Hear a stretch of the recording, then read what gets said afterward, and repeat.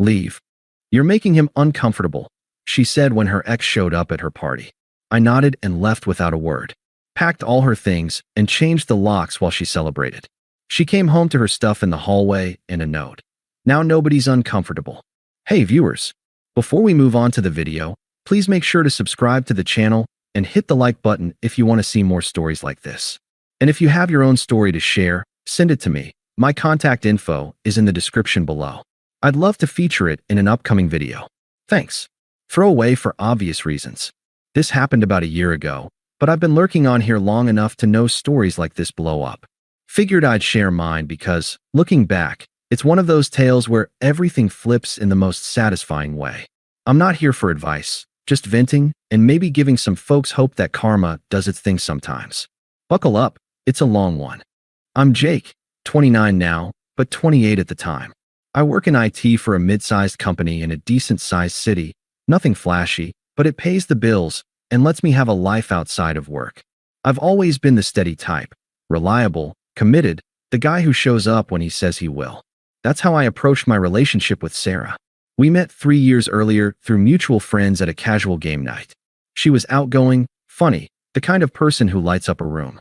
I was drawn to that energy, and we hit it off quick. Within 6 months, we were exclusive, and after 2 years, she moved into my apartment. It felt natural, like we were building something real. Looking back, I poured a lot into us. Sarah was a graphic designer freelancing from home, and her work was inconsistent, feast or famine. I'd cover rent when gigs dried up, no questions asked. I handled most of the bills, cooked dinners after long days, even helped her network by introducing her to some contacts from my job. There were little things too, like the time she had a family emergency back home. I drove 6 hours through pouring rain to pick her up from the airport when her flight got delayed, just so she wouldn't have to deal with a cab at 2 a.m. Or when she wanted to take an online course to boost her skills. I paid for it without hesitation, even though it meant skipping a guy's trip I'd planned. I wasn't keeping score. That's what you do when you love someone, right? I thought we were a team, but there were cracks I ignored. Sarah talked about her ex, Mike, more than felt normal. They'd dated for a couple years before me, ended messy, but she always framed it as ancient history. Still, she'd bring him up in random conversations, like comparing my safe job to his adventurous one as a freelance photographer. Mike was always chasing the next big shot, she'd say with this nostalgic smile. I'd brush it off, tell myself it was just talk. She posted old photos sometimes too, nothing overt, but enough to make me wonder. And emotionally, she started pulling away in the last few months. Less affection, more time on her phone, excuses about being stressed from work. I chalked it up to her birthday coming up. She was turning 27 and wanted a big bash. So, like the committed idiot I was, I threw myself into planning it. The party was my idea, actually. Sarah mentioned wanting to celebrate with friends, but she dragged her feet on details. I stepped up, rented extra speakers, ordered catering from her favorite spot, even decorated our apartment with string lights and balloons. I invited about 30 people, our mutual crew, her coworkers, a few of mine. Spent a solid weekend prepping, and the night before, I surprised her with a custom cake I'd had made with her design portfolio on it. "Jake, you're the best," she said, hugging me tight. For a moment, it felt like old times. I went to bed thinking, yeah, we're good. The party kicked off around 8 p.m. on a Friday. Music pumping, people mingling, drinks flowing. I played host, refilling ice, making introductions, ensuring everyone had a good time. Sarah was in her element, laughing with her girlfriends, snapping selfies. I caught her eye a few times, and she'd blow me a kiss. About an hour in, the doorbell buzzed. I opened it, and there was Mike. Tall, scruffy beard, camera slung over his shoulder like he was ready for a shoot. I hadn't invited him. "Hey man," he said, smirking. Sarah said to come by. I forced a smile, let him in, but my gut twisted. Why hadn't she mentioned it? I tried to play it cool, stuck to the kitchen mixing drinks. But as the night wore on, I noticed them. Sarah and Mike, huddled in the corner, heads close, her hand on his arm, while she laughed at something he said. Our friends shot me glances, but no one said anything. I felt like an outsider in my own home. Eventually, I wandered over, trying to join the conversation. "Hey, Mike, long time," I said casually, sliding an arm around Sarah's waist. She stiffened, just a bit, but I felt it. Mike shifted uncomfortably, avoiding my eyes. That's when it escalated. Mike muttered something to Sarah, and her face changed. She turned to me, right there in front of everyone, and said, "Jake, can we talk for a sec?" She pulled me aside to the hallway, but not far enough. Voices carried. "Look, Mike feels weird with you hovering. You're making him uncomfortable. This is my party. Maybe just give us some space? Go hang out in the bedroom or something until he leaves." I stared at her, the words hitting like a slap. "What? Sarah, this is our apartment. I'm not hovering. I live here." She rolled her eyes, that smug edge creeping in. "Oh, come on, don't be dramatic. Mike and I have history. We're just catching up. You're acting all insecure, and it's killing the vibe. It's not a big deal. Just chill out somewhere else for a bit. You'll be fine." "History? You're prioritizing your ex over me at a party I threw for you." She crossed her arms, voice sharpening. "See, this is why. You're turning this into something it's not. Mike's uncomfortable because you're glaring at him like some jealous boyfriend. I invited him because he's a friend. Get over it. If you can't handle that, maybe you should just leave for a while. Go grab a drink down the street, or whatever. The party's for me, not your ego." Her tone was dismissive, like I was a child throwing a tantrum. Twisted logic all the way, blaming me for the tension she created, justifying her favoritism as my insecurity. People nearby pretended not to hear, but the awkwardness hung thick. I felt the heat in my face, the confusion crashing in. How had we gotten here? But I didn't yell, didn't beg, didn't cause a scene. I just nodded, throat tight. "Okay, Sarah, if that's what you want." I grabbed my jacket from the coat rack, walked out the door without another word. The party sounds faded behind me as I hit the elevator. In the car, I sat for a minute, staring at the dashboard. Vulnerable didn't cover it. I was gutted. All those sacrifices, the loyalty I'd shown, and she tossed me aside like an inconvenience. For her ex. At her own party. The unfairness burned, but I drove to a nearby coffee shop, ordered a black brew, and just sat with it. No texts to her. No calls to friends. Just silence, letting the reality sink in. That was the moment I knew. We were done. I didn't go far that night. Just to a quiet diner a few blocks away, the kind with sticky booths and bottomless coffee refills. I sat there for hours, nursing a mug, staring at the steam rising like the fragments of our relationship evaporating. My phone buzzed a couple times, friends from the party checking in, probably sensing the weirdness. "You okay, man?" one texted. I replied with a thumbs up, nothing more. Sarah didn't reach out. Not a single message asking where I was or if I was coming back. That silence spoke volumes. It confirmed what I'd been ignoring. I was the backup, the safe option, while Mike was the spark she couldn't let go of. By midnight, the party would still be going, but I drove home. The apartment was empty when I got there. Everyone gone, lights off, remnants of the celebration scattered like confetti mocking me. Empty cups, half-eaten cake, balloons deflating on the floor. I stood in the living room, the weight of it all pressing down. Confusion swirled. How had my loyalty turned into this?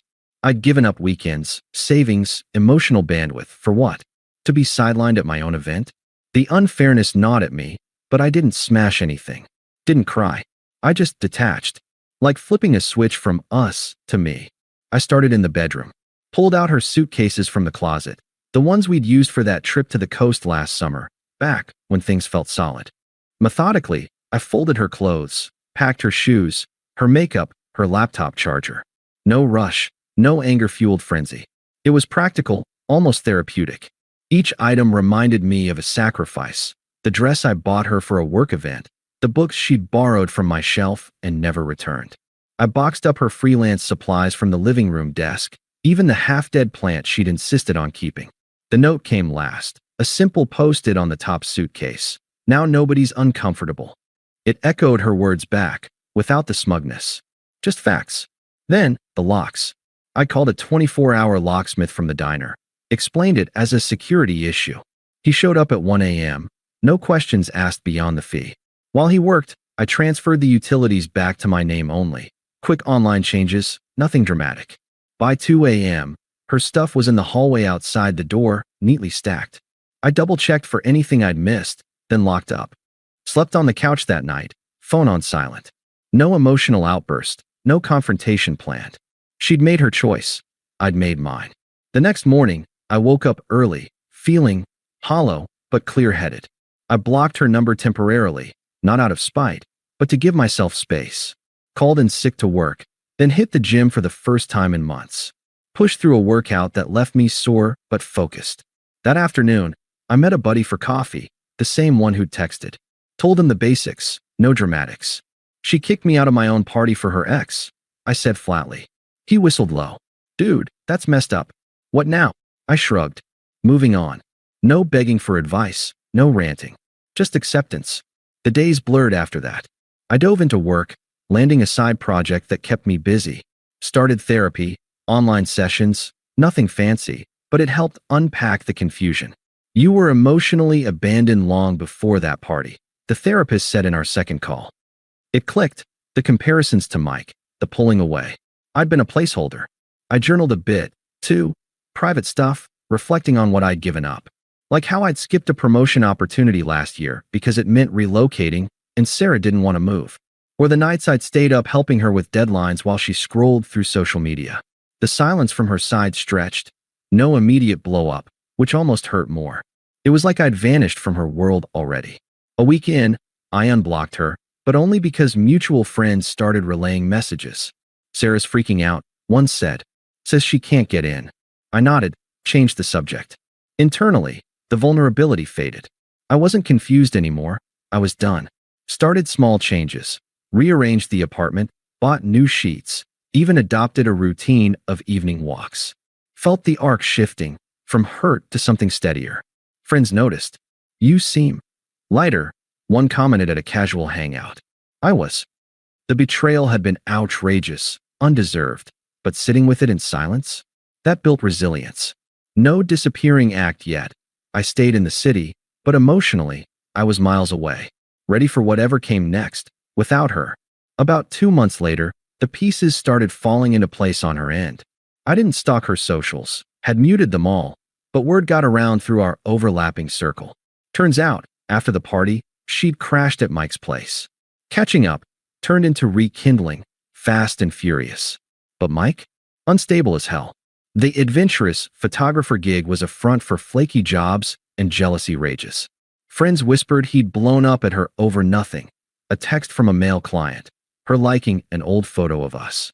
He'd accuse her of using him, then ghost for days, leaving her spiraling. It unraveled quick. Mike discarded her after a big fight. Something about her clinging to the past, ironic as that was. Dumped her via text, blocked her everywhere. She tried crashing with a girlfriend, but that soured when the truth spread. How she'd humiliated me publicly. Mutual friends pulled back, one by one. Texts went unanswered. Invites dried up. We heard what happened at the party. A couple admitted to me over beers. Can't defend that. Her freelance work tanked too. Focus gone from the drama. Deadlines missed. Clients bailing. Last I heard indirectly, she was crashing on her sister's couch, scraping by with gig apps, reputation in tatters. Isolated, broke, irrelevant. Karma didn't need my help. It hit hard on its own, mirroring how she'd treated me, like an afterthought. I didn't gloat, didn't seek updates.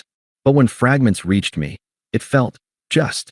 The smugness she'd shown, gone, replaced by the consequences of her choices. Satisfying, in a quiet way.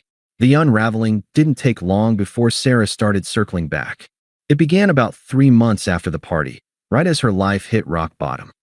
First, it was a text. My phone lit up one evening while I was cooking dinner for myself. Jake, we need to talk. This is ridiculous. Let me grab my stuff at least. No apology, just entitlement, like I'd overreacted. I didn't respond. A day later, another. Seriously? You're ignoring me? After everything. Still radio silence from me. Then the call started, voicemails piling up. I listened to the first one out of curiosity. Jake, pick up. I know you're there. Mike was a mistake, okay? He flipped out over nothing and kicked me out. I'm at my sister's now, and it's awful. We had something good. You can't just throw it away like this. Call me back. Her voice cracked a bit, but the manipulation shone through, framing it as my fault, minimizing her betrayal. I deleted it, blocked the number again. But she escalated. Used a friend's phone next time, catching me off guard during lunch at work. Jake? It's Sarah. Don't hang up. I paused, fork midway. What do you want? God, finally. Look, I'm sorry about the party. I was drunk, stressed. Mike showed up and things got weird. But you're being so cold. We lived together for a year. You owe me a conversation at least. Can I come by? Just to talk. Oh, her. The hypocrisy burned. No, Sarah. You made your choice that night. Prioritizing your ex, kicking me out of my own home. We're done. But it wasn't like that. You were acting jealous, making everyone uncomfortable. I just needed space. Mike's gone now. He was abusive, controlling. I see that. We can start over. Please. Twisted logic again, blaming my jealousy while admitting Mike's flaws. Her tone shifted from pleading to desperate. Jake, I'm broke. Freelance dried up because of all this stress. My friends aren't talking to me. They think I'm the villain. But you know me better. Come on, let's fix this. I stayed calm, voice even. Goodbye, Sarah. Hung up, blocked that number too. She didn't stop. Involved her family next, toxic as expected. Her sister called a week later, voice dripping with judgment. Jake, this is Emily. Sarah's a mess because of you. She told me what happened. Sounds like you overreacted big time. Kicking her out? Changing locks? That's low. She's family. You need to man up and talk to her. Give her another chance. She's learned her lesson. Emily, this isn't your business. Sarah humiliated me publicly. I'm not interested. Oh, please. Relationships have ups and downs. You're just punishing her. Selfish, if you ask me. Click. Unpleasant, pushy, like Sarah's entitlement ran in the family. The attempts peaked with a surprise visit. I was home one Saturday, mid-workout, when the buzzer rang. Through the intercom, Jake, it's me. Let me up. We have to sort this. I didn't buzz her in. She waited outside for an hour, according to the doorman, then left a note under the door. This is getting pathetic. You're heartless. I thought you were better than this. Anger creeping in now, her true colors showing, from desperate pleas to rage when I wouldn't budge. Friends got roped in too. One mutual acquaintance texted, Hey, Sarah asked me to reach out. She's really sorry, man. Thinks you two could work. I replied politely, appreciate it, but no. The harassment tapered after that, but each attempt just reinforced my detachment. I wasn't moved. Her desperation was her problem now. It all culminated at our mutual friend Tom's birthday gathering, about 6 months post-party. Casual bar set up downtown, low-key, good vibes. I'd been invited weeks earlier, figured it'd be fine. Walked in with Lisa, a woman I'd met through work a couple months back. Nothing serious yet, but she was kind, grounded, made me laugh without the drama. We were at a high-top table, chatting with the group, when Sarah appeared. Disheveled, hair messy, eyes red like she'd been crying. Alone, nursing a drink at the bar, until she spotted me. She approached hesitantly, voice shaky. Jake, hey, didn't expect you here. Can we talk? Privately. The group went quiet. I stayed seated calm. Sarah, what is it? Her eyes flicked to Lisa, then back. Who's this? Anyway, look, I messed up. Big time. Mike was a disaster. He used me and bailed. I'm alone now, scraping by. Seeing you here, it hits me what I lost. We were good together. Give me another shot? Please. Desperation peaked, tears welling, hands twisting. But I felt nothing. No sympathy, no pull. Just closure. Sarah, you said I was making him uncomfortable. So I left. Gave you space. Now, you're making me uncomfortable. That chapter's closed. She blinked, words echoing back like a mirror. But I didn't mean it like that. Come on, Jake. We've got history. History you prioritized over us. Facts are, I've moved on. Built a better life. Promotion at work, new routines, people who value me. I nodded toward Lisa, who smiled supportively. You're irrelevant now. Wish you well, but don't contact me again. Her face crumpled, hypocrisy exposed, power flipped. She muttered something angry under her breath, like, you'll regret this, and stormed out. The bar exhaled. Friends clapped me on the back later. Handled like a boss. That was it. Emotional freedom hit fully then. No more confusion, just peace. Life's thriving without her shadow. If you're in a similar spot, Reddit, detach, rebuild. Karma handles the rest. Update. A year on, I'm engaged to Lisa. Sarah? Last I heard, still struggling. But she's not my story anymore. Thanks for watching. Make sure to subscribe to the channel and hit the like button. What do you think about this story? Share it in the comments.